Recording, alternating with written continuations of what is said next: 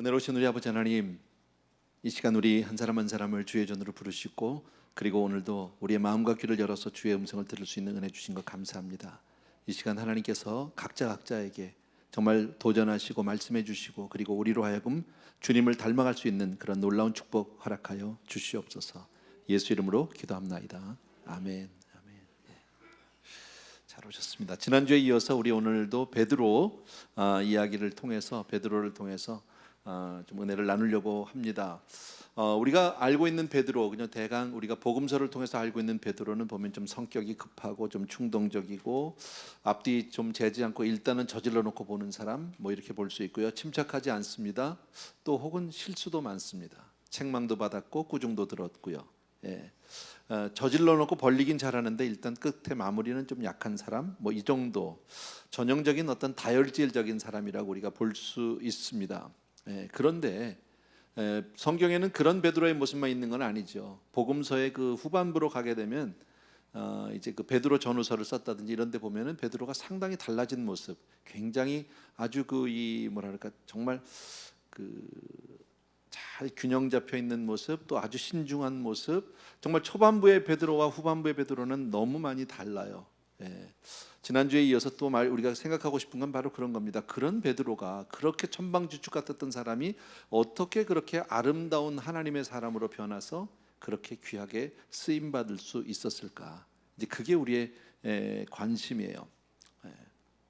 지난주에도 우리가 성경 여러 군데를 보았지만 오늘도 다시 베드로의 그런 그 행적들을 복음서에 기록된 것들을 조금 다시 한번 리마인드하는 의미에서 좀 보도록 하겠습니다. 우리가 잘 아는 대로 한번 다 같이 우리 믿음은 주는 그리스도시요 아시죠? 다 같이 믿음으로 고백합니다. 시작. 주는 그리스도시요 살아계신 하나님의 아들이시니이다. 늘 말씀드리지만 이 고백은 여러분의 심령에 아주 그냥 싹 새겨 놓으셔야 돼요. 주는 그리스도시요 살아계신 하나님의 아들이십니다. 자, 이 고백을 베드로가 하게 됩니다. 그래서 그 고백을 듣고 난 주님이 너무 기쁘셨어요. 너무 고마워하셨어요. 그리고 뭐라고 그러셨어요? 너 복 있다고. 그리고 천국 열쇠를 주시겠다고. 이거를 내게 하게 한 것은 성령님이시라고 여러 가지로 얘기하셨습니다. 그리고 난 이후에 잠시 후에 주님이 이제 앞으로 우리 주님께서 받으실 순환에 대한 이야기를 하셔요. 그죠? 얼마나 이제 고생을, 그러니까 고난을 당하시고 또 십자가를 지시고 그랬더니 바로 베드로가 얘기가 나오죠. 하는 얘기가 뭐예요? 그리마옵소서. 주여 절대 그리마옵소서. 이 일이 결단코 주께 미치지 아니하리이다. 인간적인 생각이었죠. 그리고 났더니 주님이 베드로를 크게 책망하신 일 우리 잘 알아요. 사탄아 내 뒤로 물러가라. 너는 나를 넘어지게 하는 자로다. 내가 하나님의 일을 생각지 아니하고 사람의 일을 생각한다. 이렇게 이제 얘기하죠. 여러분, 이런 거 보면 주님이 하시는 말씀에 대해서 일단 주님 그 틀렸어요. 아닙니다. 무슨 말씀을 그렇게 하십니까? 이런 거요. 여기서 우리가 하나 볼 수 있는 것은 사실 주는 그리스도시요 살아계신 하나님의 아들이라는 고백은 성령 충만에 의해서 성령님께서 그에게 감동 주셔서 하신 고백이거든. 그러니까 성령 충만한 사람도 한순간 사단의 도구로 전락할 수 있는 거예요. 누구도 마찬가지예요. 우리가 나의 고백을 지킬 수 있어요? 내가 내 삶을 지킬 수 있어요? 없다라는 거예요, 여러분. 그래서 저는 이런 얘기를 할 때마다 늘 마음에 떠오르는 것은 그 한경직 목사님 오래전에 여러분에게 몇 차례 말씀드렸어요. 한경직 목사님이 오래전에 이제 어떤 신학교에 가서 살아계실 때입니다. 마지막 그 졸업 설교를 하시고 났더니 그 설교를 듣고 난 학생들 가운데 몇 사람이 따로 찾아와서 목사님에게 이렇게 물었답니다. 목사님, 우리 평생의 좌우명이 될 만한 말씀을 좀 한마디 주실 수 있겠냐고. 목사님이 잠시 눈을 감으시고 묵상하시고 난 다음에 이렇게 짤막하게 대답하셨어요. 죽을 때 목사로 죽으세요. 젊은 목사님들에게, 젊은 우리 신학생들에게 이 말씀이 그렇게 크게 부딪힐 것 같진 않아요. 근데 나이가 들어가면서 보니까요, 이게 얼마나 귀한 고백인지 몰라요. 그렇게 될 수 있으면 끝까지 우리가 하나님 앞에 믿음으로 설 수 있고 하나님의 사람으로 설 수 있다면 그거 정말 은혜인 줄로 믿습니다. 내 힘으로 되나요? 안 됩니다. 절대 안 됩니다, 여러분. 또 요한복음 13장을 보게 되면 세족식 하는 장면이 나오죠, 여러분. 근데 그 요한복음 13장을 보게 되면 그 최후의 만찬하는 자리에서 약간의 보이지 않는 제자들 간의 신경전이 있습니다. 누가 더 크냐, 누가 더 으뜸이냐, 누가 우두머리냐, 이런 보이지 않는 어떤 그런 알력이 약간 있었습니다. 그때 주님은 아무 말씀도 하지 않고 자리에서 일어나셨어요. 그리고 허리에다 수건을 두르시고 대야에다가 물을 떠가지고 그리고 와서 제자들의 발을 씻기기 시작합니다. 얼마나 제자들이 갑작스럽고 당혹스러웠을까요? 이게 무슨 일이야 갑자기? 이런 일은 있을 수 없는데. 하지만 주님이 발을 씻어주시는 데 대해서 아무도 이야기하지 못했어요. 그렇게 한 사람 한 사람 발을 씻다가 드디어 베드로 차례가 됐습니다. 역시 베드로답습니다. 그냥 입 다물고 가만히 있지 못하고 뭐라고 얘기합니까? 아니 어떻게 이런 일이 있을 수 있습니까? 이럴 수는 없습니다. 어떻게 정말 상전이 종의 발을 씻습니까? 이건 있어 우리가 씻어드려야죠. 그건 말이 안 됩니다 라고 얘기할 때 주님이요 이렇게 말씀하죠. 내가 너를 씻어주지 아니하면 너와 나는 상관이 없다 라고 얘기하니까요, 베드로가 또 금방 바꿔서 뭐라 그래요? 그러면 발만 말고 머리도 손도 다 씻어주십시오. 아예 목욕을 시켜주십시오. 이렇게 나가는 거죠. 정말 이 사람은 그냥 그 순간순간 생각나면 그냥 막 뱉어버리는 그런 사람인 것을 알 수 있어요. 잠시 후에 또 주님이 이런 말씀을 하세요. 오늘 밤에 너희가 다 나를 버릴 것이다. 그랬더니 베드로가 또 가만히 있나요? 다른 놈이 다 주님을 배반해도 나는 결단코 그렇지 않을 겁니다. 나는 주님을 버리지 않을 것입니다. 그때 주님이 또 말씀하시죠. 내가 진실로 내게 이르는데 오늘 밤 닭 울기 전에 내가 나를 3번 부인하리라. 유명한 말씀이죠. 그랬더니 뭐라고요? 내가 죽을지언정 주를 부인하지 않겠다. 목숨 걸고 내 맹세합니다. 그 얘기죠. 누가복음을 보면 내가 감옥에 가는 한이 있어도 내가 죽는 한이 있어도 주님을 절대 부인하지 않겠습니다라고 이야기합니다. 그러나 우리가 아는 대로 결과는요, 주님의 말씀대로 됐잖아요. 그러니까 쉽게 말하면 지금 자기에게 말씀하시는 분이 주님입니다. 주님의 말씀입니다. 그런데 생각하지 않습니다. 지금 주님은 왜 이런 말씀을 하는지, 왜 이런 상황이 있는지 전혀 상관없이 그냥 자기 생각대로 그냥 일단 뱉어놓는 모습을 볼 수 있다라는 겁니다. 어쨌든 그리고 나서 주님이 잡혀가실 때 베드로는 자기가 주님을 부인할 수 없기 때문에 또 진심이겠죠. 그래서 주님을 쫓아가죠. 대제사장의 뜰까지, 또 가야바의 법정까지, 빌라도의 법정까지 따라갑니다. 근데 따라가는데 가까이는 못 가요. 두려우니까. 주님을 부인할 수 없어서 그 정말 주님이 잡혀가는 자리까지 따라는 가지만 멀찌감치서 따랐다고 성경은 얘기하고요. 그리고 그날 밤을 새우는데 두려워했어요. 무서워했어요. 그러나 그 자리를 떠날 수는 없었어요. 그런데 새벽녘인가 누군가가 얘기하죠. 한 계집종이 당신 그 나사렛 예수 그분하고 같이 있던 사람 아니에요? 이렇게 얘기하니까 아니 무슨 말씀이냐고. 나는 그렇지 않다고. 사람 잘못 봤다고. 근데 아닌데 내가 분명히 당신을 봤는데, 제자들하고 같이 있는 건 내가 분명히 봤는데 무슨 소리를 그렇게 하냐고 말이야. 그런 벌 받을 소리를 한다고 쉽게 말하면 그랬죠. 그러면서 자리를 뜨는데 쫓아오면서 또 얘기가 아니라고. 내가 분명히 봤다고. 당신을 내가 봤다고 3번 하니까 뭐라 그래요? 내가 그런 자식을 어떻게 하냐고. 아주 저주하면서 예수님을 부인했는데 그 순간에 주님과 눈과 눈이 마주쳤다라고 성경은 그렇게 말씀하죠. 여러분, 주님을 부인하지 않겠다고 죽을지언정 내가 주님을 따르겠다고 한 고백도 진심이고요, 두려움에서 죽기가 두려워서 주님을 부인하는 것도 어쩔 수 없는 현실이에요. 이게 우리의 모습이라는 거죠. 여러분, 우리도 마찬가지예요. 끝까지 내가 내 힘으로 신앙을 지킬 수 있을까요? 가능할까요? 안 된다라는 거예요. 여러분, 내가 나를 못 믿잖아. 믿을 수 있어요? 제가 가끔 이런 기도 한다니까요. 주님, 정말 저 교회 마치 은퇴할 때까지 사고 안 치게 해주세요. 몰라요. 언제 어떻게 될지 몰라요. 여러분, 그런 베드로의 그 다혈질적인 모습은 부활의 아침에도 나타나요. 마태복음을 보게 되면 제일 먼저 예수님의 부활을 발견한 여인들이 있었죠. 그 여인들이 제자들에게 가서 이야기를 합니다. 무덤이 열렸다고, 주님이 안 계시다고, 살아나셨다고 얘기하니까 그게 진짠가 해서 무덤으로 달려가는 2 제자, 베드로와 요한이에요. 근데 요한이 훨씬 젊잖아요. 그러니까 달려가니까 요한이 먼저 달려갔어요. 그래서 먼저 무덤에 도착을 했는데 불구하고 요한은 무덤 안을 들어가지 못합니다. 분명히 무덤에 돌문이 열려 있는데 요한은 그 앞에서 머뭇합니다. 왜 그랬는지 성경에 기록은 없지만 상황적으로 봤을 때 제 생각에는 아마 이러지 않아, 좀 두려운 마음도 있었을 것 같고요. 혹은 그 전날 분명히 돌을 굴려서 막고 거기다가 인봉했잖아요. 근데 열려있다는 얘기, 인봉이 다 떨어졌다는 얘기니까 혹시라도 내가 들어갔다가 로마 군인들한테 내가 다 뒤집어 쓰는 거 아니야? 내가 혹시 이 무덤을 일으켰다고 얘기할지 않을까? 뭐 여러 가지 상황적으로 들어가지 못하고 머뭇하는데 뒤늦게 도착한 베드로는 묻지 않고 그냥 쑥 들어가 버립니다.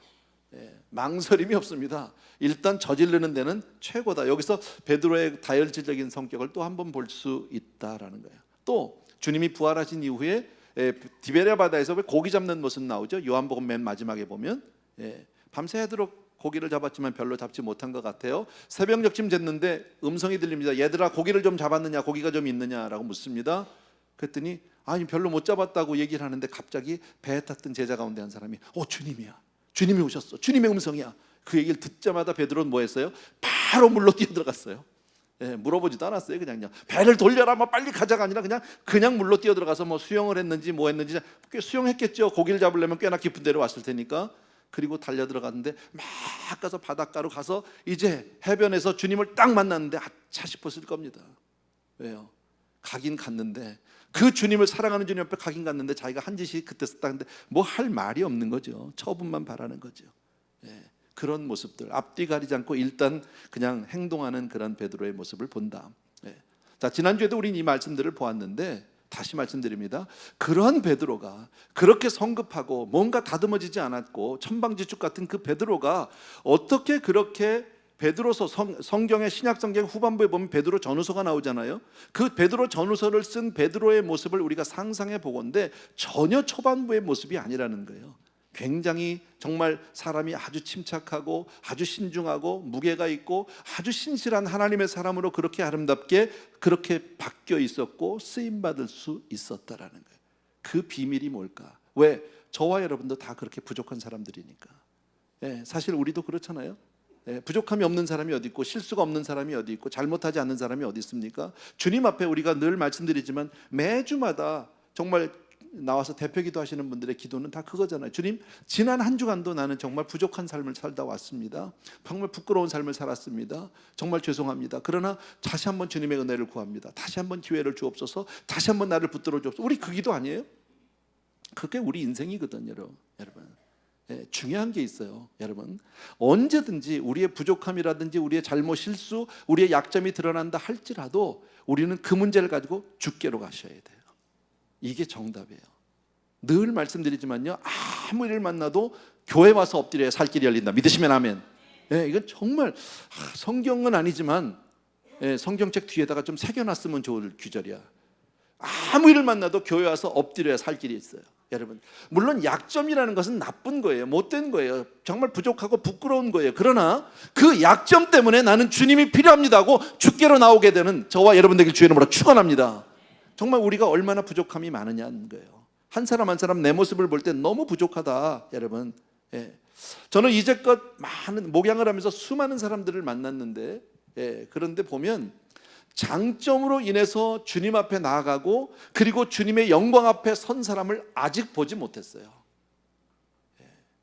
거의 다, 아니 모든 사람들이 다 보면 약점과 부족함, 연약함, 그런 부끄러움 때문에 주님 앞에 무릎 꿇고 그리고 주님 앞에 고백하고 주님 앞에 은혜를 받게 되는 줄로 믿습니다. 우리가 은혜 받을 때가 그거 아니에요. 깨졌을 때예요. 잘 안 됐을 때예요. 정말 우리가 부끄러울 때예요. 그럴 때 도망가면 안 된다라는 거예요, 여러분.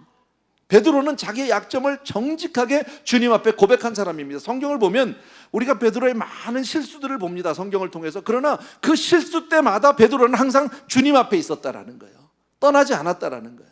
그게 얼마나 소중한 건지 몰라요, 여러분.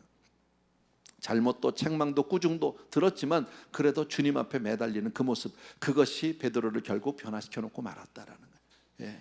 제가 여러분 앞에 이런 그 글을 하나 소개해 드리려고요. 누구든지 그 장점도 있고 단점도 있어요. 누구나 다 사람은요. 그런데 그것을 가지고, 단점을 가지고 주님 앞에 나아가기만 하면 여러분, 주님이 변화시켜서 사용해 주시는 줄로 믿습니다. 어느 책에서 본 그 글 중에서 조금 여러분 그냥 읽어 드릴게요. 그냥 잘 들으시면 됩니다. 한 강사가 많은 사람이 모인 강연장에서 열변을 토하고 있었습니다. 그런데 갑자기 그가 주머니에서 $100짜리 지폐 한 장을 높이 쳐들고 말합니다. 이 돈을 갖고 싶으신 분 손 한번 들어보십시오. 그러자 강연장에 참석한 사람들 거의가 다 손을 들었습니다. 그는 청중들을 쭉 훑어보다가 다시 말을 이어갑니다. 저는 오늘 여러분 중 한 분에게 이 돈을 아무 조건 없이 그냥 드리겠습니다. 그런데 드리기 전에 제가 이 돈을 좀 더럽히겠습니다. 그는 갑자기 쳐들었던 $100짜리 지폐를 구겨서 바닥에 던지고 그리고 마구 짓밟았습니다. 그리고 나서는 그 돈을 다시 높이 쳐들고 사람들에게 이렇게 말했습니다. 제가 이 돈을 이렇게 마구 구기고 짓밟았습니다. 그래도 제가 그냥 드린다면 받으시겠습니까? 이 돈을 갖고 싶으신 분은 손을 다시 한번 들어주십시오 라고 했습니다. 또다시 대부분의 사람들이 손을 들었습니다. 그러자 그가 다시 힘찬 어조로 말합니다. 그렇습니다. 여러분의 선택이 옳습니다. 제가 아무리 이 돈을 발로 짓밟고 구기고 해도 그 가치는 전혀 줄어들지 않습니다. 여러분도 인생이라는 무대에서 여러 번 바닥에 떨어지고 짓밟히고 더러워지는 일이 있습니다. 실패라는 이름으로 또는 패배라는 이름으로 말입니다. 그런데 그런 아픔을 겪게 되면 사람들은 대부분 자기 자신을 쓸모없는 사람이라고 평가절하해버립니다. 그렇지만 오늘 여러분이 스스로 증명해 보였듯이 실패를 했다 하더라도 당신의 가치는 여전하다는 것입니다. 마치 구겨지고 짓밟혀도 여전히 자신의 가치를 지니고 있는 이 100달러짜리 지폐처럼 말입니다. 실패라는 것은 두려워할 것이 못 됩니다. 오히려 더 풍부한 지식으로 다시 일을 시작할 수 있는 좋은 기회가 될 수 있습니다. 무슨 말인지 이해되시죠? 100불짜리 뭐 구겨졌다고 뭐 밟았다고 100불이 100불 아닌가요? 마찬가지죠. 같다는 거죠. 인생도 마찬가지다. 또 하나 비슷한 얘기가 있는데 한 가지 더 말씀드릴게요. 실제로 미국의 인터넷 소매 업체인 이 머더 네이처라고 하는 그 회사의 이야기입니다. 근데 그 회사는 이상한 팔레스가 하나 있습니다. 간부 사원을 채용할 때 한 가지 중요한 조건을 내걸고 있는데 그게 바로 뭐냐면 이전 직장에서 옛 직장에서 의사 결정과 관련해서 뼈아픈 실수를 경험한 사람, 예전 직장에서 어떤 디시전 메이킹을 할 때 정말 큰 실수를 저질렀던 그 사람을 뽑겠다는 거예요. 그런 사람을요.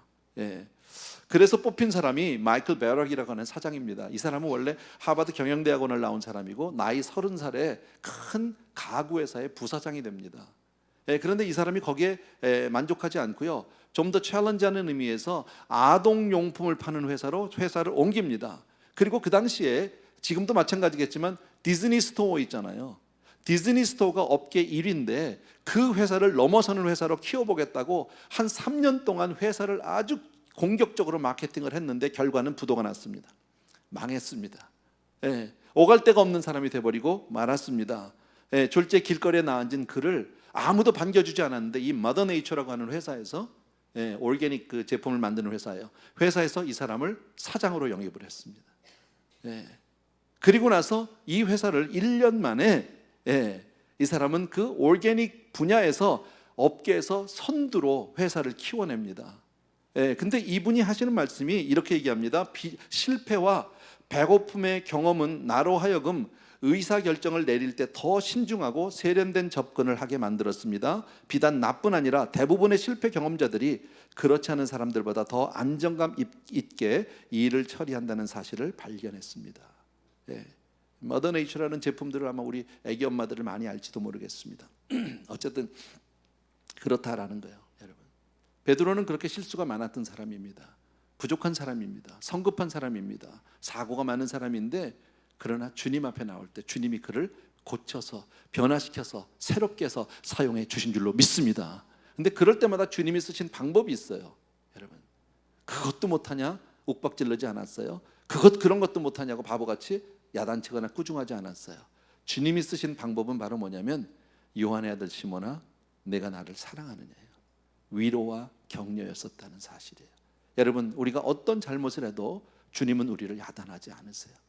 여러분 잘 알잖아요. 성경에 보면 제가 늘 말씀드리죠. 많은 사람들이 주님 앞을 스쳐가기도 하고 주 앞에 나오는데 주님 앞에 나왔다가 거절당한 사람이 없어요. 단 한 사람도 없어요. 저는 성경을 여러 번 보면서 이것을 알게 됐는데 혹시라도 여러분 제가 못 본 부분이 있을 수 있어요. 혹시 주님 앞에 나왔다 거절당한 사람이 있으면 저 좀 알려주세요. 없었어요. 아무도 없었어요. 어떤 사람도 주님은 주님 앞에 나오기만 하면 다 받아주신 줄로 믿습니다. 또 하나는요, 주님이 야단하지 않으셨어요. 늘 품어주셨어요. 위로해 주셨어요. 격려해 주셨어요. 이것이 하나님의 방법인 줄로 믿습니다. 그러니까 인생이 아무리 많은 실패를 한다 할지라도 주 앞에 나갈 때 위로받을 수 있게 되는 줄로 믿습니다. 아멘. 자, 그런데 우리가 정말 참된 하나님의 사람으로 참 지도자로 우리가 그렇게 쓰임받기 위해서 우리가 갖춰야 되는 몇 가지 인격이 있어야 돼요. 인격이 동반되지 않은 지도력은 아무 의미가 없다라는 거예요. 그런데 참 불행하게도 지금 우리가 살고 있는 이 시대는 인격에 대해서 그렇게 크게 신경 쓰지 않는 것 같아요. 예를 든다면 여러분, 트럼프 대통령, 개인적으로 잘 모르지만 좀 뿔난 송아지 같지 않아요? 대통령한테 이런 얘기를 했으니 너무 죄송하긴 한데, 좀 이 사람이 어디로 튈지를 모르는 거예요. 도대체요. 럭비공 같기도 하고, 그분의 인격에 대해서 사람들이 존경하진 않을 겁니다. 그죠? 그렇게 신뢰하지도 않을 겁니다. 근데 다만 성공한 기업인이라는 거예요. 하나, 그 사람이 돈을 어떻게 벌었건 어떤 방법을 했건 얼마나 그분이 도덕성이 있건 없건 아무 상관없어요. 그냥 성공하고 이 사람을 대통령으로 세우면 잘 될 것 같아, 우리가 잘 살 것 같아 라는 한 가지 기대감 때문에 모든 것을 다 포기하고 그냥 그를 대통령으로 뽑았던 것 같아요. 클린턴 대통령 마찬가지라고 저는 생각합니다. 이것이 바로 지금 세대를 잘 대변해 주는 것이 아닌가. 그러나 우리 크리스찬들이 추구하는 어떤 지도력은, 지도자의 상은 바로 그런 모습은 아니에요. 올바른 인격이 없이는 지도력을, 리더십을 발휘할 수 없다라는 거예요. 그래서 우리는 인격이 동반된 리더십을 구해야 할 줄로 믿습니다. 왜? 인격이 동반되지 않으면 사람들은 존경하지 않으니까, 그를 신뢰하지 않으니까. 여러분, 영적 리더십의 가장 큰 목적은 바로 뭐냐면 사람들을 이끌어서 그리스도의 형상으로 담게 하는 거예요. 근데 그렇게 하기 위해서는 본을 보여줘야 한다는 거죠. 말로만 되는 것이 아니다라는 겁니다. 그래서 교회 지도자의 이 기준이, 자격 조건이 상당히 높아야 돼요. 그럴 수밖에 없어요. 여러분, 장로님들, 권사님들, 집사님들이 그냥 되는 게 아니에요. 삶의 본을 보여주시지 않으면, 그만큼 삶의 희생이 없으면 결국 세워져도 그분은 지도자로서의 어떤 역할을 감당할 수 없다라는 거예요. 그래서 올바른 크리스찬 리더십을 갖기 위해서는 아주 기본적인 몇 가지 인격을 갖춰야 되는데, 이게 다는 아니겠죠. 대표적인 거 제가 몇 가지만 말씀드릴 거예요. 첫 번째가 바로 뭐냐면 복종이에요. 복종하는 것. 자, 일반적으로 생각할 때 지도자는 복종하기보다는 복종을 받는 입장이에요. 일반적으로 지도자는 그래요. 그런데 참 지도자는 주님 앞에 먼저 복종해야 되고 자기보다 윗사람에게 철저하게 복종하는 복종의 본을 보여야 한다라는 거예요. 좋은 예가 마태복음 17장에 보게 되면 나와요. 지난주에도 말씀드렸는데 바로 어떤 사건이냐면 성전세를 내느냐 안 내느냐 하는 문제예요. 베드로와 제자들 몇 사람이 지나가고 있는데 성전세를 받는 사람이 베드로에게 시비를 겁니다. 시비라기보다는 질문을 던졌습니다. 너희 선생은 왜 성전세를 내지 않니? 라고 얘기합니다. 베드로가 기죽기가 싫었던 것 같아요. 무슨 소리야, 우리 선생도 성전세 내, 이러고선 왔어요. 자, 잠시 후에 주님을 만났는데 주님은 이미 그 모든 사정을 다 아시겠죠. 그리고 나서 주님이 이런 질문을 베드로에게 합니다. 너희 생각엔 어떠하냐? 세상의 임금들이 누구에게서 세금을 받니? 타인에게니 아니면 자기 아들들이니? 라고 묻습니다. 당연히 타인이죠. 자기 아들한테 세금 받는 왕이 어디 있겠습니까? 라고 대답을 하고 났는데 아차 싶은 거죠. 왜요? 방금 전에 자기 뭐라고 그러고 왔어요? 우리 선생도 세금, 성전세 낸다 그러고 왔는데 그 바로 전장에 마태복음 16장 17절에 아까 우리가 고백했던 주는 그리스도시요 살아계신 하나님의 아들이에요. 이 고백을 했어요. 그리고 주님으로부터 아주 극찬을 받았어요. 다시 말씀드리면 예수 그리스도 당신은 하나님의 아들이십니다. 자, 하나님의 아들이라는 얘기는 성전의 주인은 누구세요? 하나님이세요. 그러면 예수님은 성전세를 내야 되는 분입니까? 낼 필요가 없는 분입니까? 아니, 낼 필요가 없는 게 오히려 받아야 되는 분입니다. 근데 자기가 낸다 그러고 왔단 말이에요. 여기서 낸다? 주님 앞에 와서는 아닙니다. 참 진퇴양난이죠. 그때 주님이 하신 말씀이 있어요. 그러나 우리가 그들이 실족하지 않게 하기 위하여 내가 바다에 가서 낚시를 던져서 먼저 오르는 고기를 가져 입을 열면 돈 한 세겔을 얻을 것이니 가져다가 나와 너를 위해서 주라 그랬어요. 자, 그러나 그 사람들 오해하지 않게 너 알았으면 됐어. 너 분명히 내가 하나님의 아들이라는 거 알지? 알았으면 됐어. 그러나 그 사람들이 오해하면 안 되니까 오해하지 않기 위해서 너 가서 내는데 너 바다에 가서 낚시를 던져. 제일 먼저 올라오는 고기가 있어. 그러면 입을 열면 거기서 동전이 한 세겔 나온대. 여러분, 세상에, 나는 낚시 안 해봤지만 낚시하시는 분 계신데 세상에 동전 물고 올라오는 고기가 있을까요? 이런 일은요 있을 수 없는 일입니다. 혹시 고기를 잡아서 나가서 팔아서 한 세겔을 만들어서 내라 이래도 모르겠는데, 이건 그게 아니라 그 첫 번째 나오는 고기인데 입 열면 한 세겔 그 안에 있다. 여러분, 이게 사람이 할 수 있는 일이에요? 없다라는 거예요. 이거는요, 하나님만이 하실 수 있는, 정말 전능하신, 온 우주 만물을 창조하시고 주관하시는 하나님만이 할 수 있는 기적인 줄로 믿습니다. 자, 그렇다면 물고기, 바닷속의 물고기마저도 정말 그 마음대로 이렇게 기적을 일으킬 수 있는 그분은 누구라는 거예요? 하나님이라는 거죠. 베드로, 네가 나에게 주는 그리스도시 하나님 살아계신 하나님의 아들이라는 고백을 했지. 그런데 그것을 내가 체험시켜 줄게. 내가 진짜 하나님이라는 걸 네가 경험할 수 있게 해줄 테니까 가서 물고기 잡아, 그 얘기죠. 잡았더니 진짜 동전이 나왔어요. 이건 기절초풍할 일입니다. 있을 수 없는 일입니다. 베드로가 얼마나 놀랐을까요, 여러분? 그리고 나서 그걸 가지고 내 것도 내고 네 것도 내라. 무슨 얘기입니까? 오해하지 않기 위해서 다시 말씀드리면, 우리가 이 땅에 살지만 나 하나님의 아들이야, 나 정말 하나님이야, 이 땅에 속한 사람이 아니야. 그러나 그 사람들이 오해하니까 내줘라. 복종이죠. 복종하지 않아도 복종을 받아야 될 그분이 세상법을 따라야 된다라는 겁니다. 이와 같이 복종은 참 지도자가 반드시 갖추어야 될 인격인 줄로 믿습니다. 예, 그러니까 사람들에게 복종을 가르치려면 지도자는 반드시 자기가 먼저 복종을 해야 합니다. 보여주어야 합니다. 여러분, 마찬가지로 성도들, 저와 여러분 정말 하나님의 자녀인 거 믿으시면 아멘. 우리가 이 땅에 살지만 천국 시민인 거 믿으시면 아멘. 우리는 잠시 왔다 갈 거예요. 이 땅에서 영원히 사는 사람들이 아니에요. 그러나 오해하지 않기 위해서 세상법도 지켜야 된다, 그 얘기죠. 우리는 세상법에 막 매일 수 있는 사람들이 아니에요. 세상법이 우리를 주관할 수 없어요. 왜? 하나님의 사람이니까. 아멘입니까, 여러분? 그럼에도 불구하고 우리는 세상의 법을 쫓아서 살아야 한다라는, 그것을 얘기하고 있는 거죠. 지도자는 반드시 이래. 지도자는 꼭 복종하지 않아도 될지도 모릅니다. 그러나 오해하지 않기 위해서 복종할 수 있는 사람이 되어야 한다. 그런 인격을 갖게 되길 주의 이름으로 축원합니다. 두 번째, 겸손입니다. 여러분, 아주 지극히 상식적인 얘기겠지만 대부분의, 여러분 지난주 이런 질문에서 지도자는 태어나는 것인가 아니면 만들어지는 것인가 라고 제가 질문을 드리고 답은 둘 다다 그랬어요. 태어나기도 해야 되지만 만들어지기도 한다 그랬습니다. 자, 그런데 대개 지도자의 자질을 타고난 사람들은 대개 좀 어떻습니까? 자제력이 부족합니다. 절제하지 않습니다. 온유하지 않습니다. 대략 우리가 영화 같은 거 보면 지도자로 나오는 사람들의 모습이 되게 뭐예요? 일단 책상에 화나면 확 다 뒤집어 버리고 막 다 집어 던지고 막 유리컵도 좀 깨고 뭐 이런 사람들이 지도자. 물론 잘못된 어떤 인격을 우리에게 보여주고 있지만 세상에서 보는, 세상 사람들이 바라는 지도자의 상은 그런 거예요. 예. 근데 성경은 오늘 우리에게 그렇게 말씀하지 않습니다. 베드로가 예수님에게 가장 꾸중을 많이 들은 이유 가운데 하나가 바로 뭐냐면요, 무작정 저지르는 것 때문에 그런 거예요.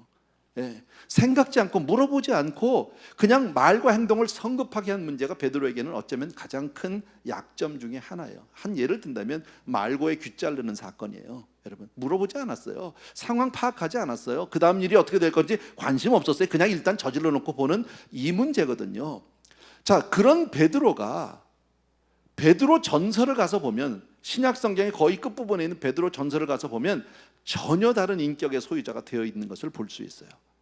우리 성경을 한번 같이 볼 텐데 프로젝션이 나올 겁니다. 베드로전서 2장 21절에서 23절입니다. 같이 한번 읽습니다. 시작. 이를 위하여 너희가 부르심을 받았으니 그리스도도 너희를 위하여 고난을 받으사 너희에게 본을 끼쳐 그 자취를 따라오게 하려 하셨느니라. 그는 죄를 범하지 아니하시고 그 입에 거짓도 없으시며 욕을 당하시되 맞대어 욕하지 아니하시고 고난을 당하시되 위협하지 아니하시고 오직 공의로 심판하시는 이에게 부탁하시며. 자, 여기를 보면 베드로가 이런 얘기를 하잖아요. 너희를 위하여 고난을 받으사 너희에게 본을 끼쳐, 주님께서 친히 본을 끼쳐서 그 자취를 따라오게 하려 하십니다. 주님이 스스로 본을 행하시고 우리로 하여금 그것을 보고 따라오게 해주셨다. 그렇게 하기 위해서 그 모든 것을 다 그러니까 복종하셨다, 겸손하게 하셨다, 그 얘기겠죠. 죄를 범하지 않으신 분이고 입에도 거짓이 없고 욕을 당해도 맞대놓고 욕하지 대꾸하지 않았다라는 거죠. 또 고난을 당했지만 그것 때문에 너희들 두고 봐 이놈 자식들, 너희가 나한테 이렇게 놓고 어디 잘 되나 보자, 너희 천벌을 뭐 이렇게 얘기하지 않으셨다는 거예요. 고난을 당하셨어요. 다만 누구에게 부탁했다는 겁니까? 심판하시는 이 공의로 하나님, 저들이 알지 못해서 하는 것, 이렇게 주님이 얘기하셨다는 거죠. 지금 이 모습을, 여러분, 이 구절을 보면 한때 칼을 들고 말고의 귀를 잘리던 베드로의 모습은 전혀 없어요. 그 사람이 아니에요. 전혀 다른 사람이 되었다라는 겁니다. 사실 지도자의 위치에 있다 보면 교만해지기 쉽죠, 여러분. 예. 많은 사람들이 자기를 바라보고 있고 따르고 있고 칭찬하고 존경하고 존경의 눈으로 바라보면 사람이 우쭐해집니다. 예를 들면 저 같은 사람입니다, 여러분. 예배 마치고 목사님 오늘 정말 은혜 받았어요. 좋죠. 하나님의 은혜죠. 할렐루야 감사합니다. 제가 이러지만 속은요. 예. 근데 또 지나가면서 목사님 너무 좋았어요. 오늘 받았어요. 그럼 막 어깨가 막 올라갑니다. 사람이니까, 여러분. 예. 교만해지기가 너무 쉽다라는 거예요. 우쭐한 생각이. 예. 성경에 보면 그렇죠. 오늘 밤 너희가 다 나를 버리리라. 기록된 바 내가 목자를 치리니 양의 떼가 다 흩어지리라 라고 성경이 말씀하시죠. 기록된 대로 하나님의 말씀대로 오늘 밤 너희가 다 나를 부인하라. 주님이 이 말씀을 하시면 저 생각이라도 해봐야 되는 거잖아. 왜 주님이 이런 말씀을 하시지? 성경에서 왜 그렇게 얘기하셨지? 왜 이것이 우리의 현실이지? 이렇게 해야 되는데 베드로는 뭐라고 얘기합니까? 모두 다른 놈들이 다 주를 버릴지라도 나는 결코 주님을 버리지 않습니다. 아주 자신 있게, 아주 막 확실하게 얘기합니다. 아주. 네. 주여, 내가 주와 함께 감옥에 가든지 죽는 데까지 가도 결단코 내가 정말 죽기를 각오하고 주님을 부인하지 않겠습니다. 이렇게 얘기하는 베드로의 모습을 볼 수 있어요. 아까도 얘기했지만 그러나 결과는요, 다 굴기 전에 3번 부인하고 끝났다라는 겁니다. 그렇게 여러분 지금 가만히 생각해보세요. 이런 베드로가 얼마나 겸손해졌느냐. 뭘 보고 달라졌을까요? 주님 때문입니다. 주님이 친히 본을 보여주셨기 때문입니다. 그래서 베드로전서 5장 5절과 6절을 또 한번 보십시오. 같이 한번 읽읍시다. 시작. 젊은 자들아, 이와 같이 장로들에게 순종하고 다 서로 겸손으로 허리를 동이라. 하나님은 교만한 자를 대적하시되 겸손한 자들에게 은혜를 주시느니라.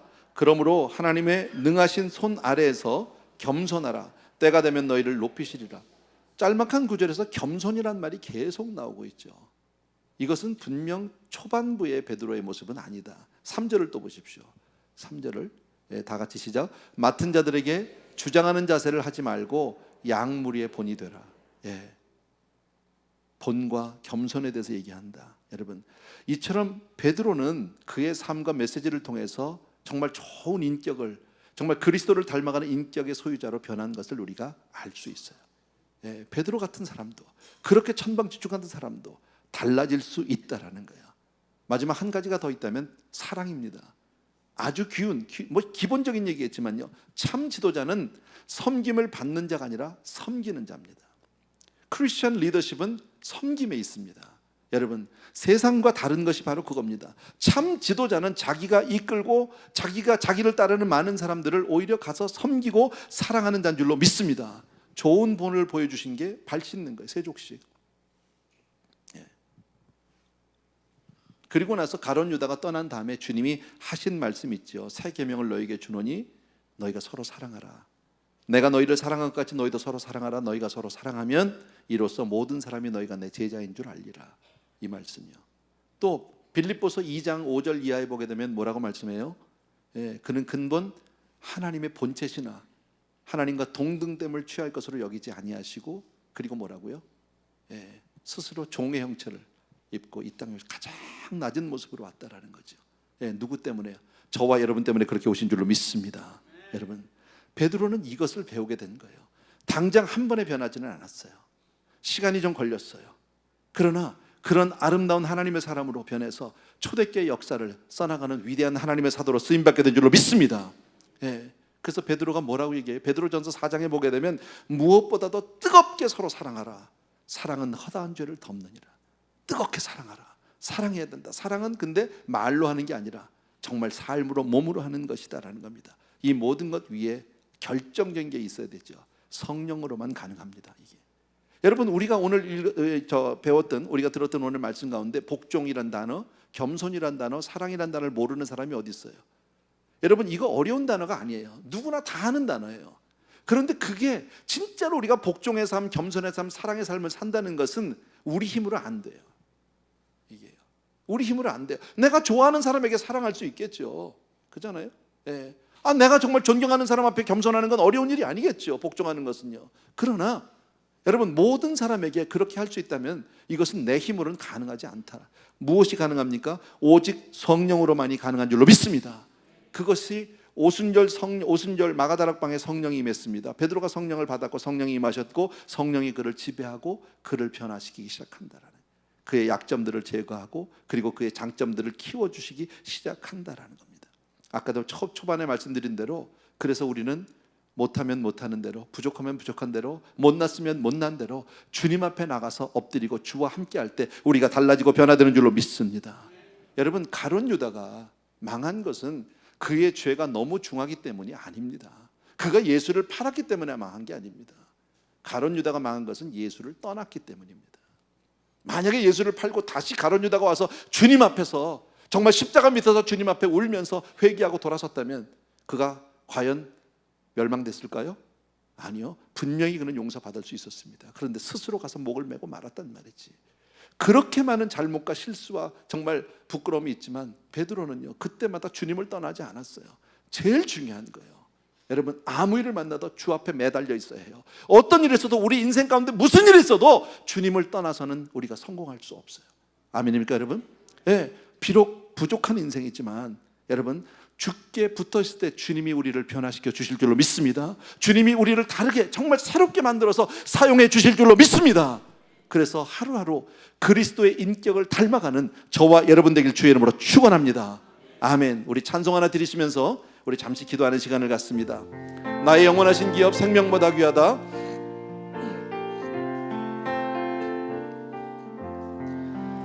나의 영원하신 기업 생명보다 귀하다. 나의 갈 길 다가도록 나와 동행하소서. 주께로 가까이 주께로 가오니 나의 갈 길 다가도록 나와 동행. 다시 한번 나의 영원하신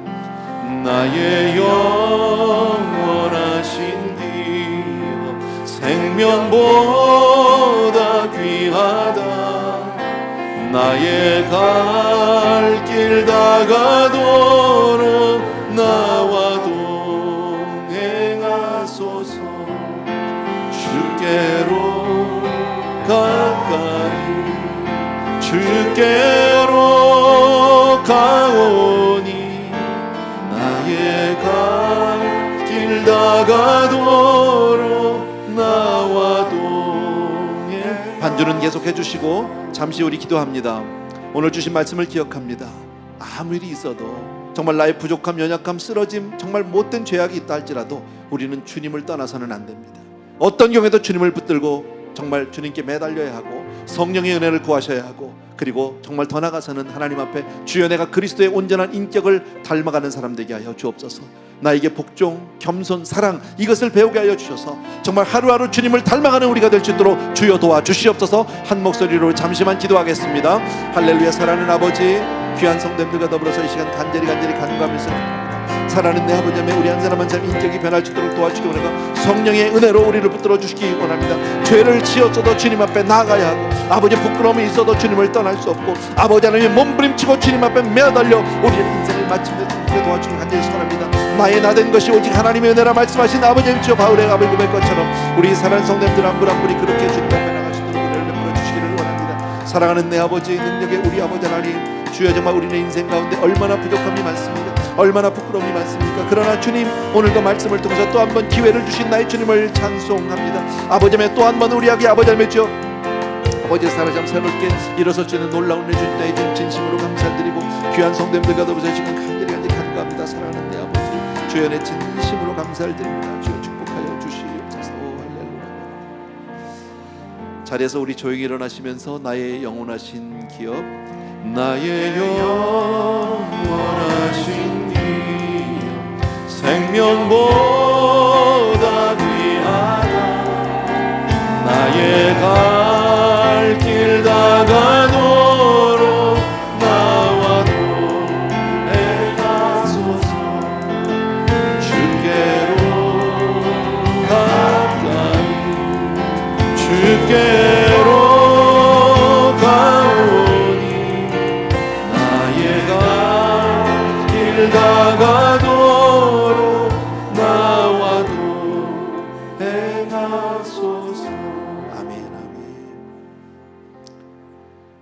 사랑하는 우리 아버지 하나님, 오늘도 주신 말씀을 통해서 베드로의 삶을 아름답게 변화시켜 하나님의 사람을 만드신 주님, 우리네 인생도 그렇게 하나님의 손에 맡겨드리기 원합니다.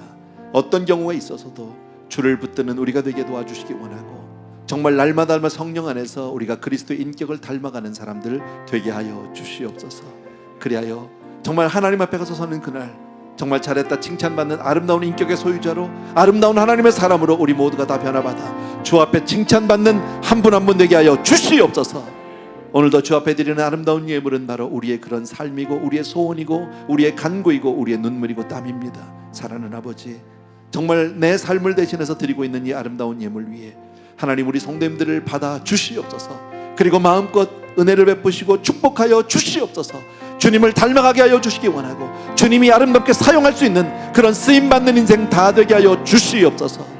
이제는 우리 주 예수 그리스도의 은혜와 하나님 아버지 그 무한하신 그 사랑하심과 성령님의 오늘도 기름 부어 축복해 주심이 하늘문을 여시고 정말 우리에게 놀라운 은혜를 부어주시는 놀라운 은총이 이 시간 또 한번 하나님 앞에 쓰임받기를 간절히 소원하고, 하나님의 사람으로 변화받기를 원하는 귀한 성도님들 위해 이제로부터 영원토록 함께 계실지어다. 아멘.